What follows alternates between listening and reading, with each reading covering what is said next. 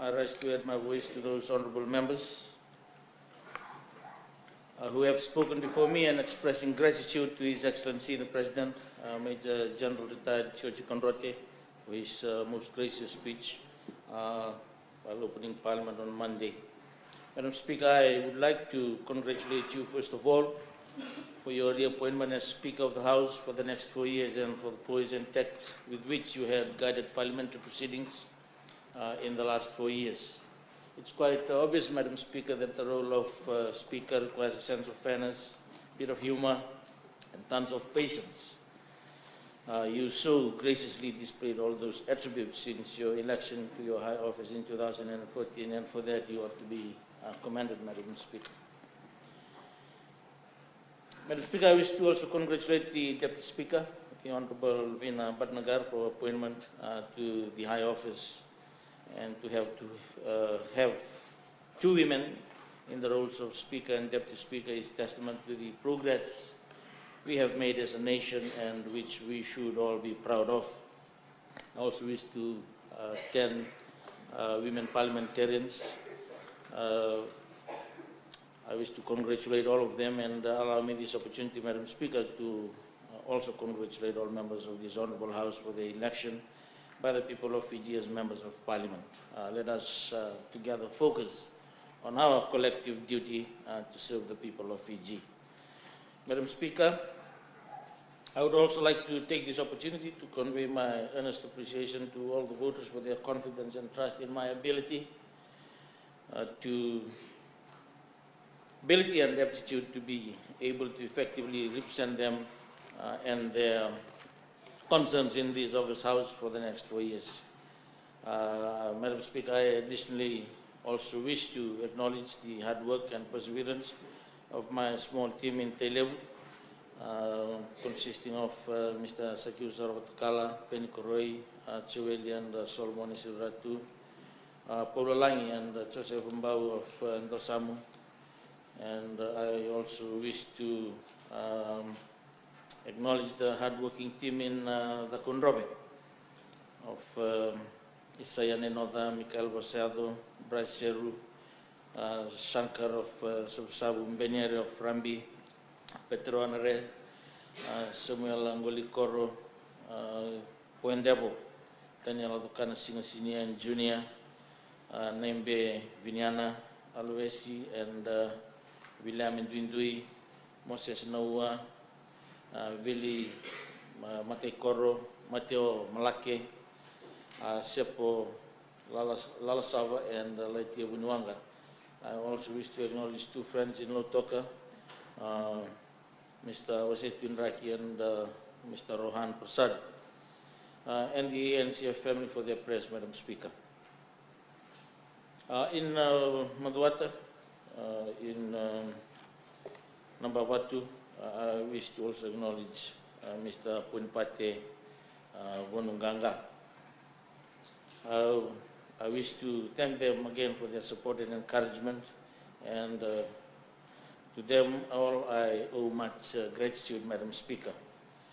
I also would like to pay a special tribute to my wife Rita and my 3 children, Kamini, Joyce, and Christina, and of course to my extended family, Madam Speaker. Madam Speaker, it is with a mixed sense of honor and duty that I stand in this August House to deliver this address as the Minister for Defence and National Security, considering the weight of the responsibility that is demanded of the role, and I am deeply honored, however, Madam Speaker, that the Honourable Prime Minister has found me worthy to be appointed to take up this role. Madam Speaker, part of the reason I have mixed feelings about this role is the size of the boots that I will have to fill, left vacant by my predecessor, the former Minister of Defence and National Security, the Honourable Ratinoke Kumbombola, to whom I pay tribute for the passion and commitment with which he had served in that capacity, Madam Speaker. I will endeavour to carry on from where he left off. Madam Speaker, while defence and national security can be a strange animal to grapple with, I have some degree of confidence with my background and military training, Madam Speaker. I joined the Republic of Fiji Military Forces in 1987 as an officer cadet, and of course left, albeit reluctantly, in 2007 upon my appointment as Divisional Commissioner Northern. Holding the post of Commanding Officer of the Army Training Group, the Forces Training Group at the time. Among the highlights of my military career were tours of duty in UNIFIL Lebanon, MFO Sinai, UNICOM in Iraq, and Kuwait, and of course Ramsey in the Solomon Islands as well.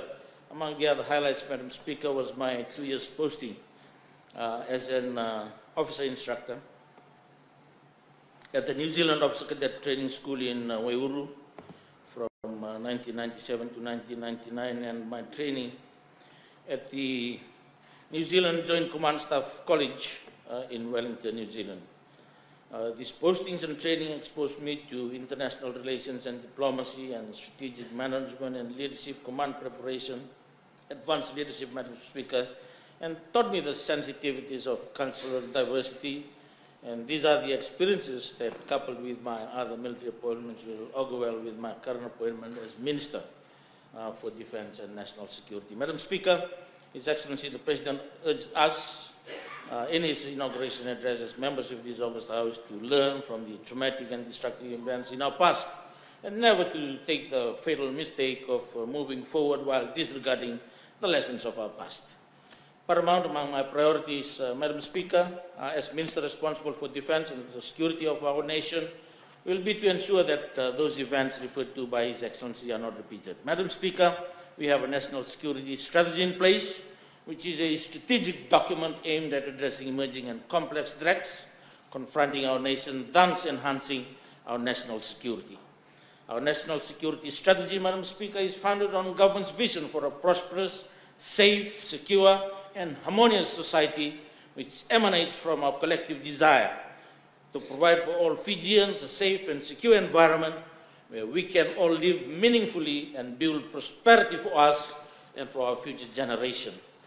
The document, Madam Speaker, provides an integrated framework intended to address our multifaceted security demands and provides the foundation for modernizing and repositioning our institutional structures to be able to deal with all types of threats to Fiji's sovereignty and our people. Madam Speaker, we can consider ourselves fortunate that we are located in a part of the world that is relatively peaceful.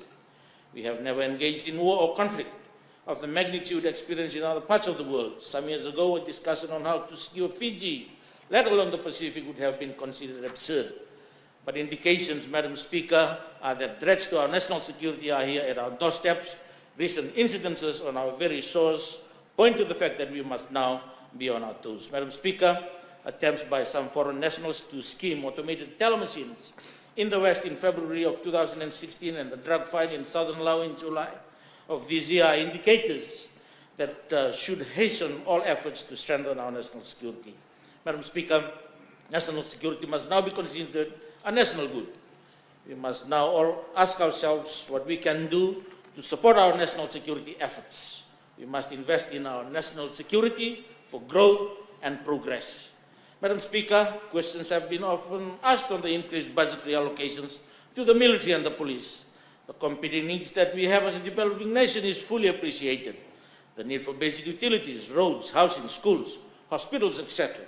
And every dollar spent on building our military and police forces is a dollar taken from those other needs. Madam Speaker, building and enhancing the capacities of our military and police forces are absolutely necessary to ensure that we are able to defend and secure our nation, to secure for our own citizens, Madam Speaker, and may we have no home invasions, no snatching of jewelries from our citizens as they roam our streets in our towns and cities, Madam Speaker. And of course, making it attractive to investors, tourists would want to visit, and one where citizens live together in genuine harmony. With the earnings, Madam Speaker, from investments, tourism, and our combined participation in the capitalist economy, government should be able to allocate more funds for social and infrastructural development, for better hospital facilities, and for educational development. Madam Speaker, I raise the issue of security and growth because they are related. Economic growth and a safe nation are deeply interconnected.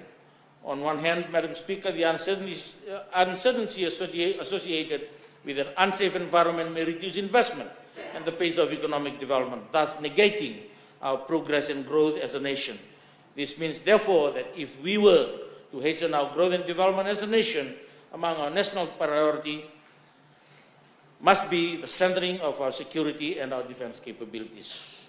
Madam Speaker, Singapore recognized this very early on and invested heavily on their national security and defense capabilities, which in turn catapulted their transition from a third world country to where they are today in a very short span of time. Madam Speaker, His Excellency the President, while referring to our economy in his inauguration address, stated that government has shown that we have a recipe that works. It's true that recipe, Madam Speaker, is premised on the stability and strength of our national security. Madam Speaker, we have proven on the international stage through our peacekeeping missions that we produce some of the finest and bravest soldiers and police officers and the officers of the Correctional and Services and National Fire Authority who have joined in peacekeeping assignments. And for that, our men and women of the disciplined forces have received commendation from all over the world. I too commend them, Madam Speaker. And Madam Speaker, we are committed to the United Nations Charter and its tenet to achieve global peace. In this regard, we will seek to maintain our level of involvement in international peacekeeping missions in furtherance of this endeavor and considering as well the benefits that Fiji has gained from our participation in those missions. Madam Speaker, we should also be mindful that Fiji, while being acclaimed internationally for our commitment to international peacekeeping, is not immune to the global trends of cost-cutting and doing more with less initiatives which can result in the reduction of the number of our deployed troops. We therefore must stand ready to manage the impact of those decisions when they come to hand. Madam Speaker, we now have all heard the vibes that our troops will be further reduced from Lebanon in December this year. Our team is already working on a plan to mitigate the impact on the institution and the personnel that will be affected should this become a reality, Madam Speaker. While we have proven our mettle at the global stage, part of my mission, Madam Speaker, will be to ensure that the same level of professionalism and commitment with our forces, which our forces had demonstrated at an international level, is maintained at the local level to continue to guarantee the security and safety of our people. Lest we forget, Madam Speaker, our war veterans whose commitment and courage has ensured that we are able to live in peace today must always be remembered. We owe them a great deal, Madam Speaker. Madam Speaker, I will work closely with the returned soldiers and ex-servicemen association of Fiji to ensure that the welfare of our veterans and their families are well catered for. And I also wish to mention, Madam Speaker, that under this government, police have been included in these welfare programs, and likewise, we have also remembered our Christmas Island veterans a few years ago, Madam Speaker. Madam Speaker, I wish to just, before concluding, I just wish to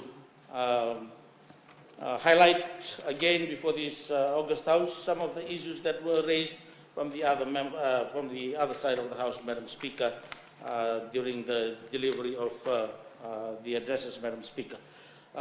There is something that I would like to urge all the members of this House, Madam Speaker, after taking our oaths and affirmations on Monday, Madam Speaker, if we can assist in empowering our people rather than exploiting them, particularly in areas where they lack understanding or knowledge, Madam Speaker. Let me talk about land issues, Madam Speaker. Land, since the Itoke Lands Trust Act of 1905 has been secured. And it will remain so, Madam Speaker. It will remain so. We also have the ILTB Trust Act of 19... I was referring to the ILTB Itoke Lands Act of 1905, Honorable Member. And then we also have the Itoke Lands Trust Act of 1940. Madam Speaker, a lot of our people, I wish to say this here, Madam Speaker, a lot of our people, unfortunately, particularly the Itokes, they have very little understanding on their rights under these two laws, Madam Speaker. 1905, our land have been secured. Full stop, Madam Speaker. And of course, some who have agreed through the 60% agreement have opted to have their land utilized for lease purposes, Madam Speaker, which is important for our economic growth and development, Madam Speaker. So I am urging all the members of the House, because this issue, Madam Speaker, keeps coming up, particularly when the other side of the House is not in government, Madam Speaker. In 1987, this issue was brought up to our people, Madam Speaker. Again in 2000, again in 2014, Madam Speaker, again in 2018, Madam Speaker. Only when they are not on this side of the House, land is under threat. But Madam Speaker, when we took our oath and affirmation, we have made it specifically clear, Madam Speaker, that we will be abiding by the Constitution, and this is further enhanced by sections 27 to 30 of the Constitution, and of course other laws of the country. I'm referring to two specific laws which are currently in existence in this country since 1905. Since 1905, Madam Speaker. This is where I'm saying that this is where, Madam Speaker, we need to work together. As I've stated, a lot of Ito cases, Madam Speaker, they do not know the correlation between these two laws, particularly when the land is outside their reserves, Madam Speaker, under the 1940 Act. What is the powers that is with ILTB, and where is their responsibility? This is where most of the misunderstanding is, Madam Speaker. But the land is secure. Madam Speaker, me in most of the meetings that I go to, I always assure landowners, land ownership is non-issue because of these two acts and of course the Constitution 27 to 30. But the big question, this is the question, Madam Speaker. I always emphasize land utilization. Land utilization. As we speak, Madam Speaker, 91% of the land in Fiji belongs to Itoke. 91%. But we talk about the elephant in the room, the elephant in the room, the elephant in the room. Why don't we utilize this land well so that we can grow the economy and improve the lives of our people, Madam Speaker?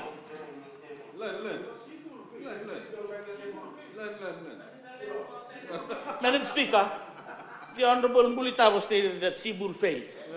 80% of the non-renewed leases have been renewed through Cebu. And Madam Speaker, this government subsidized the unimproved capital value from 6% to 10%, and as I speak today, Madam Speaker, we have given Itoke landowners $60 million. Is that a failure? Is that a failure, Madam Speaker? It has not gone to you, that's what you're worried about. It has not gone to you, that's what Madam Speaker, land is secure. If there is anything, I urge all the members of the House, let us utilize the land. I speak as the former Minister for Agriculture. We are going around, Madam Speaker. We have established collection center now in Dama in Bua. We have collection center now in Samsabu in Dakunrobe. We have established AMA collection center in Nadodo Lebu, but we don't have any Dalo. We don't have any Dalitana. We don't have any Tabioka, Madam Speaker. We have 91% of the land, but we are not utilizing the land. If there is one thing that we talk to our people about, Madam Speaker, after this session, let's go and talk about land utilization, not land ownership. Madam Speaker, now he wants to Focus. talk there. I need more time, Madam Speaker. Let me talk about the Ex-Servicemen Association. Let me just assure the Honourable Member that this government has increased the allowance to our peacekeepers to $130 a day, more than even more than what the United Nations is giving, Madam Speaker. More than what the United Nations is giving. In a year, Madam Speaker, this government gives $43,000 to every peacekeeper, regardless of rank, on their allowance, $130 per day, Madam Speaker. Thank you, Madam Speaker. I'll leave the rest to the other members. I wish you all a Merry Christmas and a Happy New Year. For those that drive, safe driving. Don't drink too much beer. Don't drink too much. Thank you, Madam Speaker.